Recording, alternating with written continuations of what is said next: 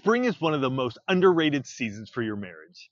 Everything around you is changing and coming to life, and your relationship can too. If it's been a while since you dated your spouse or prioritized your marriage, this is a great time to shake things up.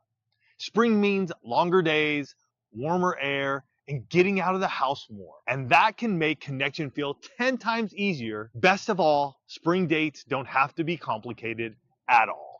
You're right. Spring dates could be something as simple as grabbing a coffee and sitting outside longer than you normally would. Or maybe walking through a farmer's market and picking out some fresh flowers or veggies. You could also pack a picnic and head to a park, even in the middle of the day while the kids are at school. Or if you wanted to do something a little more active, try a new hiking trail or go kayaking together.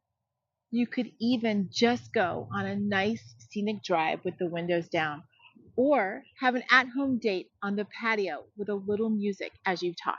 So, if we've been talking about this, one of the things that I think is really important that we address is that all of these ideas, these are all forms of recreational intimacy. Yes, and before we jump into recreational intimacy, if you are new here, we are co-authors of the 6 pillars of intimacy. So I want to share those with you real quick, and then we'll jump right back into recreational intimacy. So those 6 pillars of intimacy are emotional intimacy, physical intimacy, financial intimacy, spiritual intimacy, recreational intimacy, which we'll be talking about here just in a moment, and then sexual intimacy.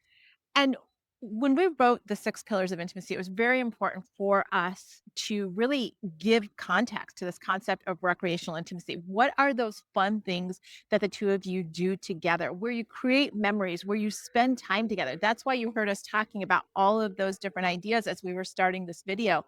But it's also looking at figuring out what works for the two of you. As a marriage coach, I often find that when I'm talking with couples, especially when I first start working with them, one of the questions I ask is, what do the two of you do for fun? How do the two of you have fun together? What are those things that kind of break you out of your routine, break you out of your ordinary?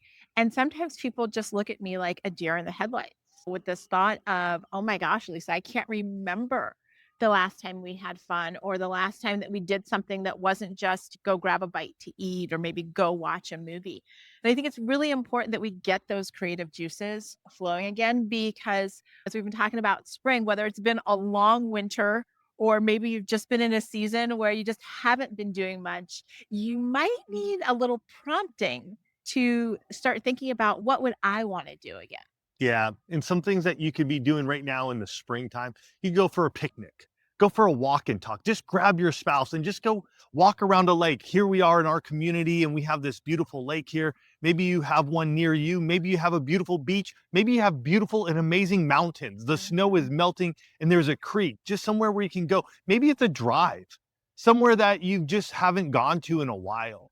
There are so many different ways that you guys can get close and connected. And that is what intimacy is. True intimacy is closeness and connection. And as Elisa said, we are moving in a season, like a natural season of it's springtime, at least here in the Northern Hemisphere. For some of you, maybe it's a springtime season for your marriage. Maybe you've had a long winter season, and that could have been 6 months. It could have been a year. It could have been 6 years. But things are beginning to change. Things are beginning to thaw. And so how do the two of you make time for one another to have fun again? What are those activities that the two of you can do so you can strengthen this pillar of intimacy? A spring refresh might be exactly what your marriage needs. Give yourselves the permission to prioritize your marriage and reconnect with some dates this spring. If you want more practical ideas like what we've been talking about to bring fun, connection, and intimacy back into your marriage, make sure to pick up Date Night Done Right. You can get that at oneextraordinarymarriage.com/dates. We're Tony and Elisa DiLorenzo, creators of the 6 pillars of intimacy, and everything we share is designed to help you strengthen your marriage in real, tangible ways. We'll see you next time. Love you guys.